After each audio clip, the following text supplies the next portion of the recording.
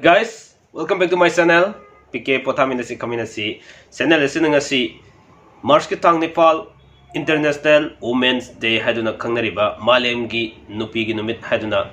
prithivigi mafam khadimakta pangthoknariba International Women's Day siga mari lenana channel sina su habidi PK channel su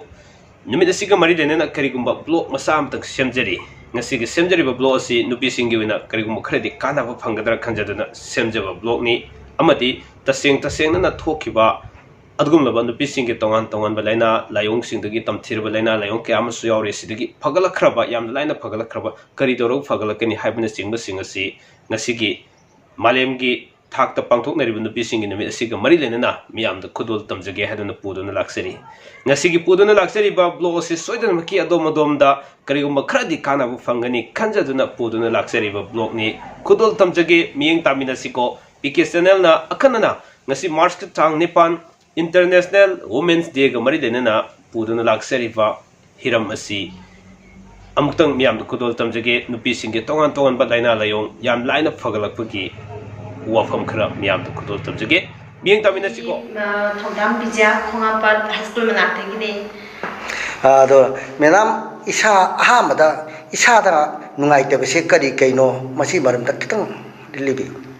ai isa nungai te se ai gi laina se asthma laire daily sinus adai allergy am tawe adai hathi no wada yam khale 15-10 smaina am khale hathi se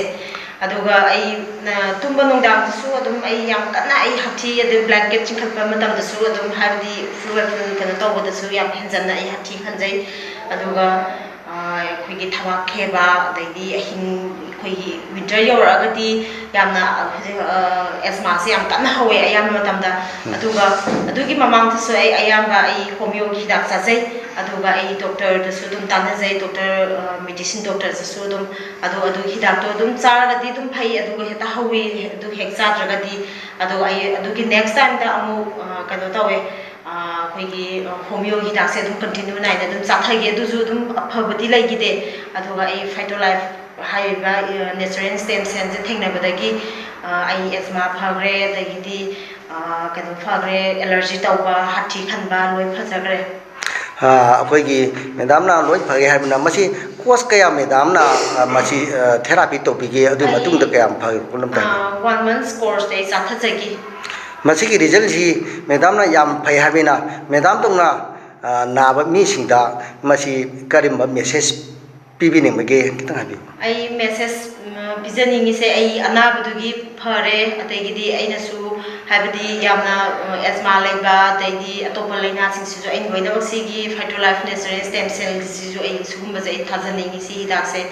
ai ngonda yam kana ba ai ngonda improvement oi bama dum thokjare habidi aina ai gi pana su yam sawe ai ngonda hathi khanba daigidi nato koi yam ha ba chawai allergy to buji si su ai pana yam sawe ada ai isang pana bok ta ai ngonda sawe mama hathi yam khanle no ba hathi yam khanle taning de isang pana bok sawe ai ngonda ai gi pana su sawe kubong na su dum sawe nang na to yam holi taning de kana ga yam na koi family sing na su dum sawe habidi wari hek sana ba matam da su hathi khanjala ani daigidi ai gi na to dum ha ga jabi dum ba ro dum hopi adu su dum tong sei aduga ai yam harau sei ai sa ngai ra se habidi ai pana su hokti si chaudre sang pan chaudre family na chaudre sigi phytolife natural stem cells thengna jabadagi sajabadagi adugo ai makha tabadi ai chathagi ni habidi 3 months kanwa je course lo sanaba isa jaga je ai sarang pa maya le kan na bazamani sawon se laina hamjani si hojik tema se koi gi kare hadra ahamba hobagi tema ugi bagi safam do masi change azla la me adubo nimitu da koi photo ga la hodre ade to hojik itei bana ngam da isa da nugai ta base hana leiram base abda haram dai biyo isa nugai da sa da shor gon ba ba adagi koi khonje anta khonjen thokta ba hana thom de ba thokta ba ai kai to thole ba hojina ai na ngam ba bi na ai na na bi na smai do da ai kwati sake to ba sa lu ro na ma si ko jin dan sa ra gi mo na si sa ga sa na tung da phara ga di nang chat chat ya le nang si de gi mo du ga phara ga di atra ga di sa ro na je hai ba adai dai na ko du di ma na da o na mo me ni sa pa ba tan sa wi le ꯃꯤꯗꯅ ꯑꯗꯩꯗ ꯑꯩꯅ ꯍꯤꯗꯥꯛꯁꯦ ꯄꯤꯌꯨ ꯍꯥꯏꯕ ꯁꯥꯔ ꯍꯤꯗꯥꯛ ꯂꯩꯇꯦ ꯍꯥꯏꯗꯅ ꯑꯗ ꯑꯩꯈꯣꯏ ꯑꯉꯥꯡꯁꯤꯡ ꯊꯤꯕꯤꯔ ꯀꯣꯏꯊꯤ ꯊꯤꯔꯒ ꯁꯤ ꯍꯤꯗꯥꯛꯁꯤ ꯄꯤꯔꯛꯑꯦ ꯅꯨꯃꯤꯠ ꯍꯨꯝꯅꯤꯗ ꯅꯣꯏ ꯆꯥꯔꯒ ꯈꯪꯒꯅꯤꯅ ꯍꯥꯏꯕꯗꯣ ꯑꯩ ꯅꯤꯅꯤꯐꯥꯎꯗ ꯑꯩ ꯈꯣꯟꯖꯦꯜ ꯁꯨꯛꯊꯣꯛ ꯊꯣꯛꯇꯦꯕ ꯋꯥꯍꯥꯅ ꯁꯨꯃꯥꯏꯅ ꯋꯥ ꯉꯥꯡꯕ ꯈꯣꯟꯖꯦꯜ ꯊꯣꯛꯄ ꯑꯝꯇ ꯊꯣꯛꯑꯝꯗꯦꯕ ꯑꯝꯇ ꯊꯣꯛꯄ ꯅꯠꯇꯦ ꯑꯩ ꯃꯤꯉꯣꯟꯗ ꯋꯥ ꯍꯥꯏꯅꯦꯁꯦ ꯑꯩ ꯀꯧꯅꯅꯦꯁꯦ ꯑꯩ ꯌꯥꯝ ꯋꯥꯔꯦꯕ ꯑꯩꯁꯦ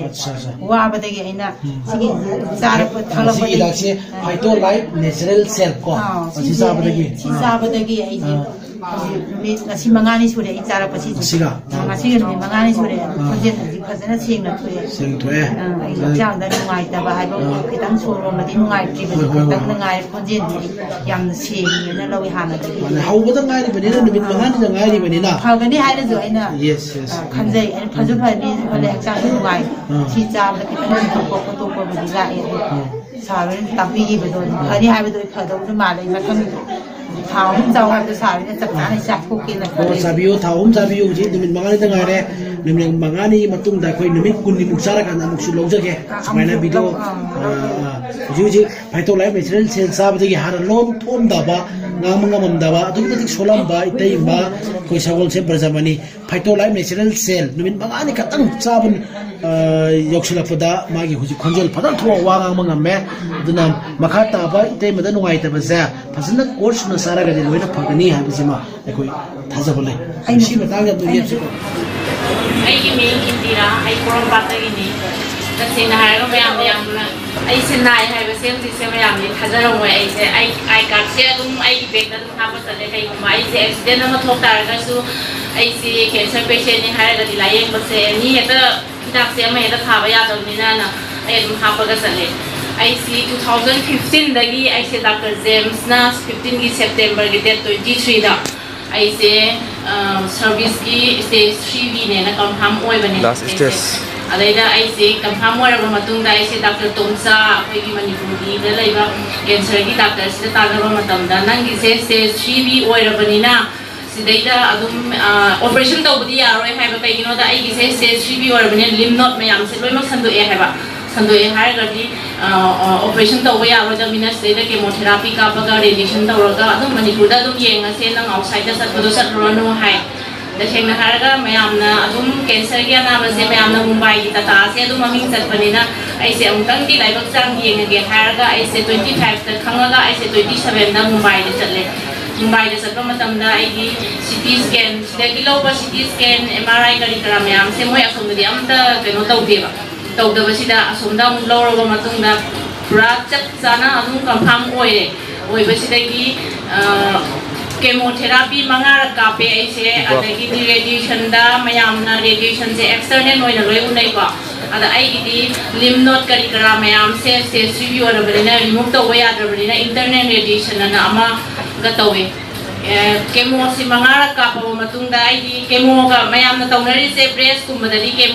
केमो हाना कापगा केमो दो कापा लोयरगा रेडिएशन अमु तौबनेबा अदा आइगिदी अमु केमो सी कापगा केमो कापना 23 रक को ओइना चटपा हाय तारे नुंटीगी रेडिएशन से कुलुम दोयरा कापा चता सेंगना हारगा केमो हाइबसी अखोइगी जापान थादाबे एटोम बम गुमने अदगी रेडिएशन से तसेंगना हारगा कैंसर की अनाब फनबगी हिदाक लेते तसेंगना हारगा होय रिमूव तो बय यारगा दि इनिशियल स्टेज दि फै अदुबो आइगी सिदादि मोइगी तातानो सुदुम हायन आइना सुदुम नेता येंबा मतमदा स्टेज 3B से लाइफ स्पान से अमरोंदा हारगा 5 अंडर 5 इयर ने अंडर 5 इयर की मनुंग दलाई अदुबो तसेंगना 2015 दगी नि हुजि फाव कछु थोइदोपा अमोंदा कैंसर लाइटे लाइटिसगी मरम से अदुम हाइजरके अदुगा के रेडिएशन तौबा मतमदा यामना वाबा हाय तारे कइनोदा radiation हाइबसि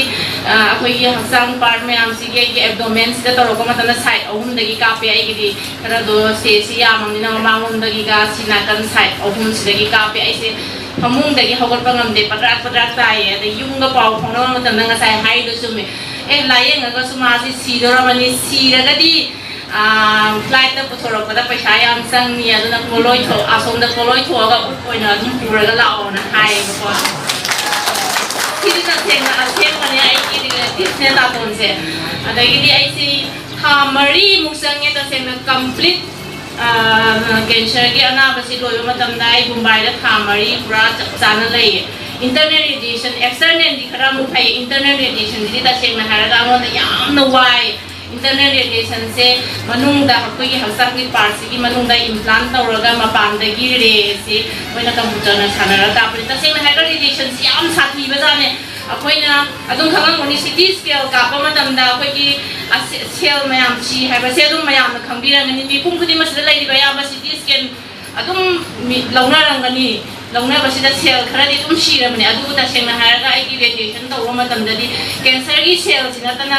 afaba cell mayam ama shi gi bani na ai se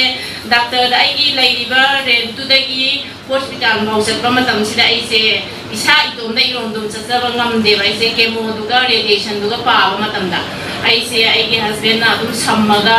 adagi di akoi taxi wire ga dum amanung ta na akoi trolley da tawraga dum cha de ex minor ta seng na cancer gi lai muraga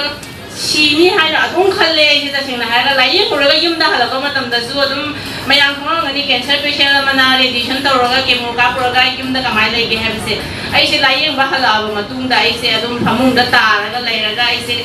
imung manung gi thabak su ka imta ngam da ba adagi di wakhal su adum piksan ba cha ba thak pa su ya da ba ma pam thok su ya da ba kai hai ni ai khoi gi hidak to akat ma tha gi bani na atopa mayam da side effect mayam ma lai ba aduga tata gi di khali ma gi cancer ana badu khak gi nga ga loire ma gi atopa side effect la ba ma tam do cancer na draga di outside ta ma pa na tha bani na ai se sidai da hala ba matung da rims ki doctor Jitendra da gi yeng ba ko yeng ba sida sa khau sho me da gi di ai kidney se tang adum soksal la me liver so soksal la me so I bi maram se tai na de ai da chemo ga radiation ga to ko du na ni hai ba ko ada hidak moi na hidak thara ga so ai se kem phatre da gi di ai se so la ga lai ba se akoi la ton sina dum khang ya du ga ta seng na hai ga ai se sigum ba gi sida suta thaja de ba cancer bu kai no mi na yeng na ri ba hidak scientist fauna ba ta puthok ba ngam dra ba si bu kai su pharoi da lai yeng re ya re dum lai jara so nai thawa kem sabi de ba sabi da ba da gi ai ta akoi ta ton sina hai ra ga ai se smile tang di sa ra ga yengo hai ya da tawpadi cancer gi sida moina kaino pire se ising yam thao hai moina advice pira ko se ising yam thao hai adagi di haira mayam ma jaw hai azam ba jaw hai adu gi hai ra ga di koi ta to na hidak si ye khan ma tam da si gi hidak si da natural cell gi hidak si da yawi ba mayam se akoi da hai rak pa du ga adum hai pen mana ba hai ta re kai gi da ising su si gi hidak si sa ka da ising yam thaka da bani adagi di si gi sina phahali se aina ne te ye mo da du cell mayam se improve oi na ba gi pot ong khai oi ram da ai se akoi ta to na am da am tang sa ra ga ye moi ana hai ba da gi ai se sa thok pa da gi 2016 da thola e si gi sa de ne gi marak 2017 da isa mani si gi marak si da ai se primary oza ma oi ai se adu sat pa ngam de sat pa se sat ti sa ga school da lai ta pa ngam da ba hai ta re layeng uraga su ai suti sang lo ngam da bani ne school da sat le sat la da su kai ta school si da ta pa khol pa ngam da ba se si gi sa ro ma tung da gi di ai se panggan yang ka le ba maram se nga sai mayam da su hai bi gre ba ai gi si gi ba sel mayam da loi ma improve to ro pa za ni ai gi hidak tha gi ba da gi radiation to gi ba mayam da na afaba sel mayam si gi ba mayam da adu do si sa ga regenerate to ro pa du na maram moi ra ai se panggan yang ka le adagi di sa ba thak pa yam ja ra hu ti mayam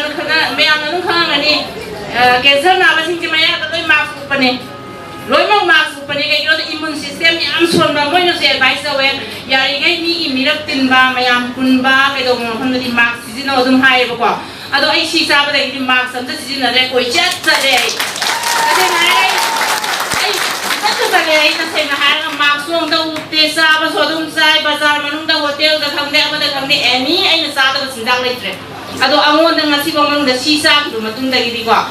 lok thung ba adagi di kai do ba angon da kari kum min da se na ai lai te ba se ai gi samin na ba gi relatives na khang ani ai ta to ga do barabar samin nei ko koi bo ga so ai wa khan di da se na ai ga nuai da ni na koi ta to na ai se wa khan nuai na ni na dum khara ga dum pu to pi dum zang da le khan da du se ro da sa le ado sing gu yam nuai do angon da ta nuai da ba hu lai tre ai na ta da ne check up handang mamang gi April dai sat pane sat pa si da si hidak se sai sai hai ba si dai no moi da hai ba matam si dai adum sau kai su kai de hai ba wa hai ma khang moi da dum hai bi re ba to ba ni si dai da moi na aseng ba moi ju khang me si dai da aseng ba na ta ba na ka ni ma tho ko ma le aseng ba du di sa bi yu adu ga seng da ba du di sa bi yu no adu ge ri si pu ba nga moi hai ba wa hai ma di moi na thabi re aduna तसेंना हायगा सिगी सिंदाक्सना फादिसे cancer खतगी नते आइना cancer की नारोबा लायिमुरोबा मतुंगदा अतोबा part मयामना सोलकपा मयामदा हुजिकति अंगना करिंता नुवाइदबा अमत्ता लेत्रेबा आई रे काफिबदुना आई सरू सोलम मयाम हिदा कापमे अदो सी चाबदगी दे आई सरू की हिदा तो काफिद्रे हुजे तसेंना हायगा नुपी गिदी L45 नंबर से याम तौगन बने ऐसे रेडिएशन तौबदगी सरू की से नमक्तना अमु हिदा कापे अदो हुजिकति हिदा कापद्रे बेल सु फाजद्रे तसेंना हायगा आई नाबा होरबदा आई सा याम पिए आई सा सिंजे हुंदोमगा सीगदरा ना अदुम कप्पगा लेरमबनेबको अदो ngasi ai सा क्लास 10 थारे अदुना याम नुवाइरे अदुना अंगाम की ट्यूशन थिनबा ngame अदुना ai तसेंना मयामना हाइनिंगिसे सिगी हिदाक्सिना अनाद्रगसु पुनमसे अमुक्तंग साहौरगदी अनाबसे पोलओय हाइबा मा खल्ले आइना अदुना मयाम से नारसु नाद्रगसु अमुक्तंग चाथोपियो तसेंना हारगा आइदी हिदाक से हाना थोमगदी आई अनाबसे स्माइन तौरगा हेंजल लमोइदबने हाइबा वाखल लम खल्ले अदु सी हाइरगा मयाम दिगी